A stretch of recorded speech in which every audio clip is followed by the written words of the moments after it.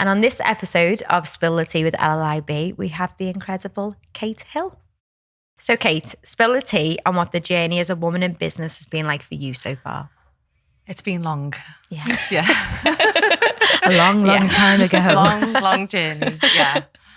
I started my working career at the age of 16, left school, went straight into a training academy where they taught us how to sew. I could already sew, but they, shown you the main things, sewing zips, hems. We actually were based in Ford's factory in Speak. Wow. Yeah. Oh God, your mum must have loved you.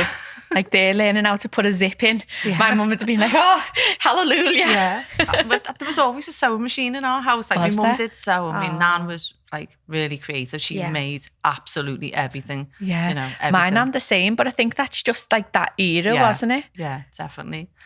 Yeah. So then I got a job in a factory and I worked there for 11 years. So I was a seamstress, working myself up and I loved it. Yeah. Yeah, it was a great job. Yeah. And then was made redundant, had our Joel, and then knew that I needed to find out what I was going to do next. I had all these skills. I'd done all my MVQs. I was an apprentice, so I'd worked my way through this. Yeah. And I went to speak to a careers advisor to see, what path to take. And, you'll laugh. So you give him your qualifications, what your interests are, what you want to do. And she puts them all in this computer. Don't. Honest to God, I don't know if this is even a thing, right? Yeah. And it's sort of like it was, I remember it. Yeah, we did them in school. And I was like, well, none of that. I said I wanted to be a teacher and you've come back with all these other things. You're not going to know. Come on, what did it come back as? What should have been your chosen career? A mobile leather cutter. Oh, really? Darn it, is it too late? Is that even a job? Is it too late? Yeah. A leather cutter. Me and my friends still laugh at that. We're like, hey, you could have done couch upholstery. Yeah. Is that It was right? just so funny. So anyway. If you ever want to try that out, my couch is looking a little bit dated. So with that, You didn't go with that though, did you? No, I decided not to do that. Thanks and be on your way. I'll have a little think. Yeah. So I got into theatre costume and production design, pattern cutting. So I did that for about... With leather? Yeah. Leather. I did sample it. Oh, she's gone now. This is going to be the whole podcast, the leather talk. Yeah, so... So that's the X-rated. Yeah.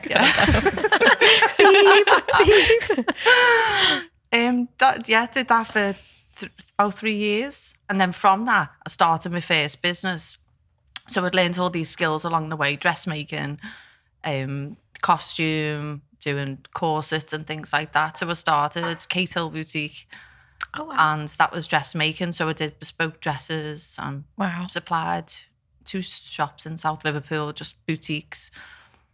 Did that for many years because I've got the sewing machine, so I work from home.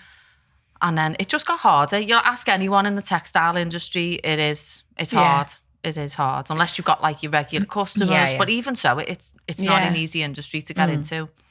So with that, Lola was young and I needed a change of direction, of job, and I decided to go to uni. And at the age of 37, go to uni and try something different. So I did visual merchandising, which I loved. And from that came Lola Starr. Yeah. And then, Wow.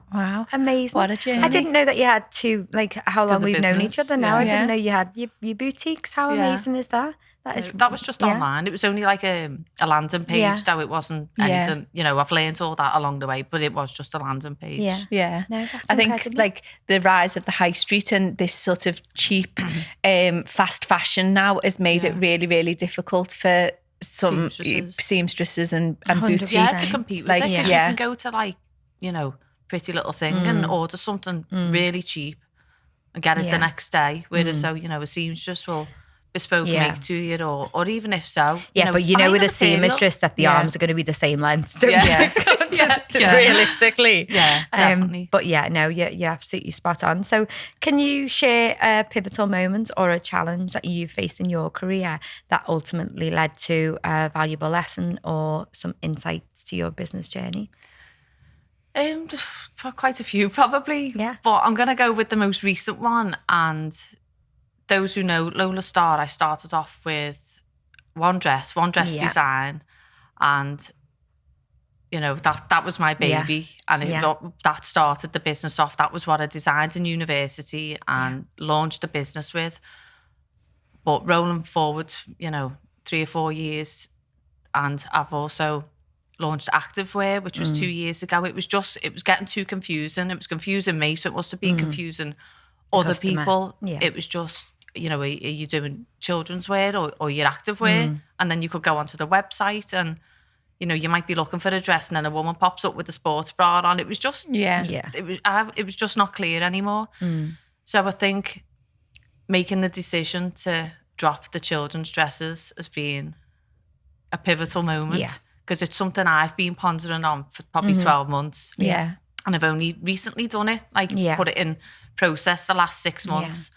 But I truly have seen that, especially the last month or two, things are just beginning to change and things are more clearer. That must have been really challenging for you though, but we do massively understand. One of our main things for leading ladies that we shout about is people don't buy the best products and services. They buy the products and service that they understand the quickest. So if you are if you're confused by it, then your customer is 100% confused by it. And that's why we dropped a lot of the things that we did for leading ladies in business, because it was confusing. It was, oh, well, what have you got going on this? There's just too much overload, too much information. And I love the dresses. Obviously, Aurora wore the dresses. And that must have been really, really hard, because that was the start of Lola Starr. Yeah, it was. And I think that's why it took me so long just to let go. Yeah. It really did. Yeah. You know, and only just now, like the manufacturer they use, I contacted them to send the designs back, because I thought I'll put the patterns away, put them somewhere safe. You know, they might make an appearance one day, but they're actually coming back this week. Oh. Yeah, she sent them out today.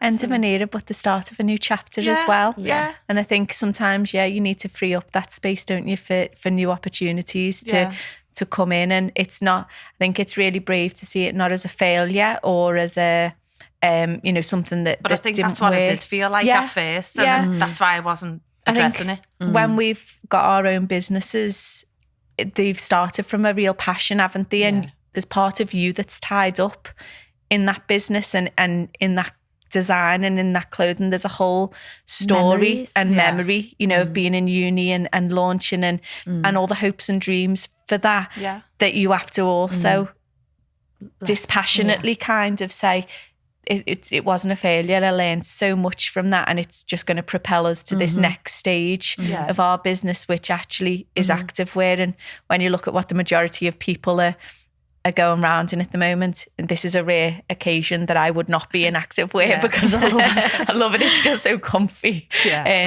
But you know, there's a real place for that in the market at the moment, and it's not a failure. It's just another opportunity. Yeah. It's just telling yourself that, isn't it, as well? I think as a small business as well, I think we don't see it as what the big businesses see it as. You know, you wouldn't get Warburtons, you know, getting so attached to like a certain, you know, loaf of bread or, you know, if 50-50 goes off the shelves, it's not going to be the end of the world.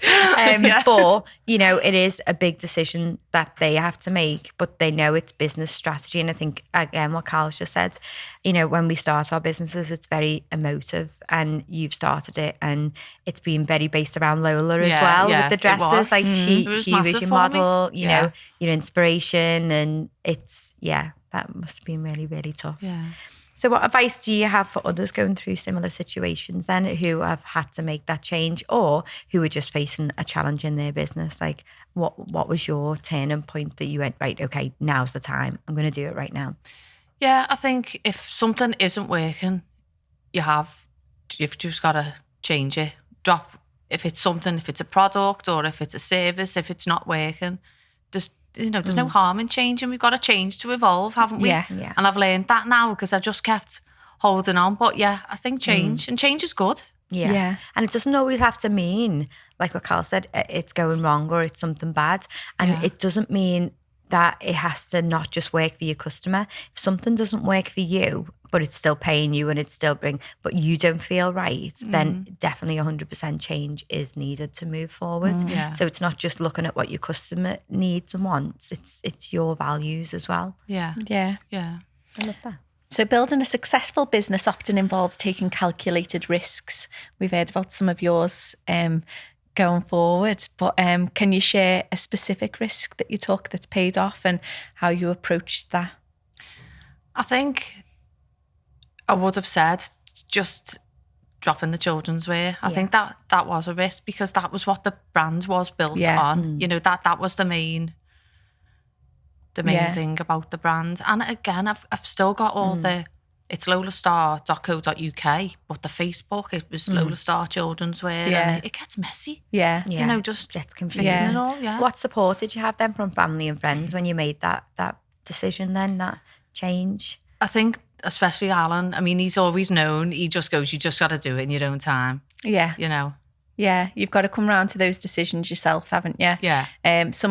We did an action learning set a few weeks ago, and I had an issue that I brought to the action learning set, and one of the open questions that was asked was, how often do you listen to your gut instinct? And I was like, I think often, don't you? A long time in your gut when it's not working, but it still takes a long time to before. action Yeah. what you know is 1,000,000% is wrong. And that stuck with me. Like every time there's a problem or something comes up now, I go, how often do you listen to your gut? Oh, right, okay, yeah, that's what needs to be done, because I think we know inside. In your heart of hearts, Yeah. you know. Yeah. It's just... It's fear as well of what other people will think as well. Yeah. That's what's kept us back from changing so much. Or will they think it's a failure? Will they think it's, that's a big thing. Yeah. You're letting somebody else down? Does somebody else need it? And I think your decision and that decision is definitely, it's just going to propel all of the activewear that you do. It really, really is. So can you share 3 tips within your niche? And I'm going to take note of this for my daughter, who's obviously joining fashion uni next year, and that will support any woman in business, any women in business who are watching this episode. So if someone's starting from the beginning and they've got a design or a product that they want to move into manufacturing, I'd say you need to start with a tech pack. There's people who can do this, unless if you're in uni and you've already got a tech pack and you can do all these things. And what is a tech pack? I know. So a tech pack. I feel like I want a tech pack. We don't need a tech pack. I don't need a tech pack. We need no more. We need no more. So a tech pack is something you need to present to a manufacturer. Okay. For an order to your product to be made specifically to that. So that will have measurements in, you'd have your colours, your fabrics, you'd have flat sketches, you'd have CADs. Yeah. So this is all the information a manufacturer needs to make your product. So if you are just starting off, that's where you need to start with. Then you need to find out what kinds of fabrics you're going to be using. Do you want to be eco-friendly? Manufacturers, do you want to manufacture in the UK? Do you want to go abroad? So all those things you need to, they're like your main factors if you're just starting off. If you're a little bit further on, I would say just start off with one design, and see how that goes. I kind of did it back to front. I think coming off the back of university, I had all these ideas and I already had with all that information and manufacturing, what's the word? With all that background, your seamstress skill as well. All the background and contacts that I'd had from manufacturing and the seamstress over the years. I knew quite a lot of people and contacts. So I kind of went into it like a bull in a china shop. I was like, I'm ordering this, I'm getting this done, I'm getting that. Yeah. I wouldn't do that at all. You need to start smaller. You have your one product and find who your customer is. Because I remember Cal used to go to the coffee shops for leading ladies and it was at the beginning and Cal would always say, it's always in my head, who's your target customer? And you'd be like, write a name down, do this, do that. And I had this great design and I had all the bells and whistles, but I didn't know who was selling it to. Yeah. So that's one thing I would say. You need to find, as a designer, you think your product's great, and it might be, but it's not for everyone. Yeah. And you need to find who is going to buy your products and designs. Yeah, who, what price range you're going to sit at, so that you've got that person in mind who's got that budget for that product and service. And that's a really important piece of work. The values of your customer, because I know you again, it's very your business, your values are huge, aren't they, with sustainability. Tell us a little bit about that, because we haven't touched on that. So sustainability for Lola Starr, what does that look like? Yeah, so I'm passionate about having my designs made in the UK, and that is because I've always worked within, factories and seamstress, so I will always support the textile industry, but it also keeps the carbon footprint down to its lowest. Yeah.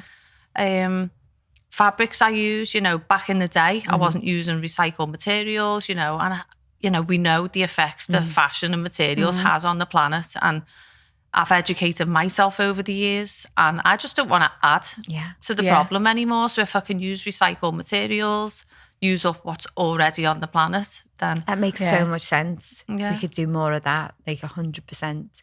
That does make more sense. Yeah, definitely. And I think another thing, if, like you said, your daughter, but if you find someone who inspires you, who's in that industry, and you reach out to them. Obviously, not the likes of Stella McCartney. You can't just ring her. Hello, Stella. Yeah. You can try, you never know.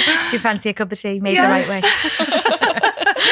But definitely reach out to people. There's so many indie brands now, really small ones, that, they'd love you to reach out and ask. And they will have made the mistakes, and they can put you in the right direction. Like a mentor. Yeah. Like a mentor. So, It's building those key relationships, isn't it? Yeah. To your network, your community. And network. Yeah. Like leading ladies has just been amazing for me.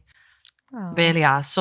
It's brought me out of my comfort zone. I mean, this is like massively out of my comfort zone doing a podcast. Honestly, you're a natural. But and I've met so many amazing people and connections. Yeah. It's been brilliant. Such a great platform. And now, most of Liverpool are walking around with Lola Starr leggings on. I know. Yeah, we love it too.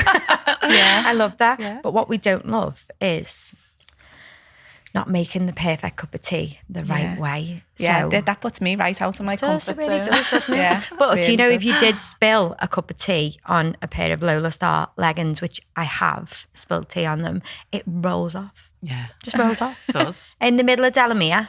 I didn't spill the tea, actually. I think Aurora spilled. Don't spill my cup of tea. Sorry, you didn't make it right. Sorry, you did not make it right. Have you got your leggings on? And it literally, I thought, oh no, this is going to spoil the day. But I'm trying to be that, that mum that goes, don't worry, it's okay. It's only a cup of tea. You just baby leg. And it just rolled off my leggings, and I could just wipe them. Yeah. And they didn't stay wet. Like, it was, what magic is that? It's great, isn't it? Yeah. So the sweat wicking, so that draws any sweat or liquid from the inside to the outside. So it just gives it an effect. I love that. Yeah. There you go. There you go. So if you are a spiller, if you're prone to a spillage, Lola Starr also leggings. bleach resistant as well. Yeah. So if you're cleaning and you get bleach on them, throw them in the washing machine. I never clean in my Lola Starr leggings. Yeah. Never. Okay, so our closing tradition, we'll get back to the point. The question is, how would you make the perfect cup of tea if you were to make it for myself or Cal? Okay, so if I'm making a cup of tea, I'll boil the kettle, put the tea bag in the cup, pour the hot water on, give it a good stir, give it a good squeeze, take the tea bag out, and then add the milk. Yes. Thought we were friends. Sorry, Claire. But that's all how these you people do come to my house for tea, by the way. I'm just saying, today's guest. Milk to me. It is. It never happens. It does. It does happen. There's lots of sensible people on the show. Do you not ever think, though, if you have the milk and the tea bag in together and the sugar, that the tea bag would absorb? She doesn't think that's the milk problem. Or the sugar, that's the problem. So if you put a full spoon of sugar in, do you think you might can just we have get that half? little caption? She doesn't think, so I can just send that to Cal every day when she asks me any questions on the business. She does not think. She does not think. She does not think. So no, Kate, I don't think about it. The milk is going to ruin the tea bag. You really should. You should think about that more. I really should. And it doesn't. It's a really nice cup of tea. I don't add sugar, or I do that completely You a do different make a way. nice cup of tea, I do though. make a nice cup of tea. Yeah. I do make a nice cup of tea. do. And I just think, just like you with your Lola Starr leggings, I'm saving milk, really, aren't I? And I'm saving tea bags because, let me get to the point. There is a point. Because if you take that tea bag out, if you take that tea bag out, if you take the tea bag out and then you put the milk in and it's too much milk, what are you going to do? Yeah. What are you going to do? You're going to waste milk. You're going to waste it because Cal would pour it out before even thinking about putting another tea bag in. But then you've got to put the tea. Don't tell me you've never put your tea bag back in because it's not. No, been do you know strong what I enough. usually do? To be fair, I'm having, a builder's tea now, but at home, I just have black tea. So just pop the tea bag in, hot water, and that's it. And I leave the tea bag in, and then when it's nearly the bottom, Kate, I pour that more could have hot been your water in. answer. Like, that could have been your answer. But if I'm making it for someone else, no one else really drinks black tea. So, but that's how I would make tea. But I just drink black tea. Wow. Yeah, there you go. But it's a treat if I go to someone else's because I have A bit of milk. A little bit of milk. Yeah. I love that. Wow. Well, you've been an incredible guest. You Thank have. you so much. Yeah. Yeah. Thank you. Amazing. Thank you.